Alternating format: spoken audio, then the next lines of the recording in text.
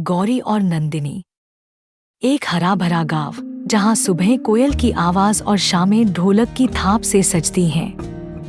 गांव में एक प्यारी सी लड़की रहती थी। उसका नाम था गौरी। उसकी सबसे अच्छी दोस्त कोई इंसान नहीं बल्कि एक सुंदर सी सफेद गाय थी जिसका नाम था नंदिनी। नंदिनी की आंखें बड़ी बड़ी और मासूम थी और उसकी घंटी की आवाज जैसे हर दिन की शुरुआत का गीत होती। गौरी हर सुबह उठकर सबसे पहले नंदिनी को चारा देती, उसके सिर पर हाथ फेरती और फिर दोनों खेत की ओर चल पड़ते। खेत में नंदिनी चुपचाप घास चरती और गौरी फूल बटोरती, तितलियों के पीछे दौड़ती। एक दिन गांव में हलचल मच गई। गांव के पास के जंगल से एक शेर के दिखने की खबर आई।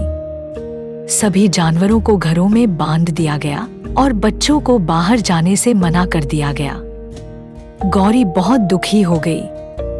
नंदिनी बाहर खुली हवा में जाने को मुंह उठाकर रंभा रही थी।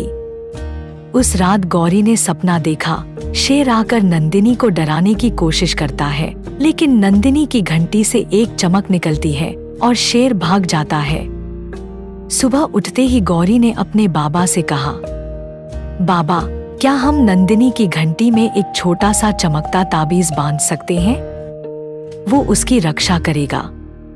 बाबा मुस्कुराए और बोले, तू सच्चे दिल से जो चाहे वही सबसे बड़ा ताबीज है।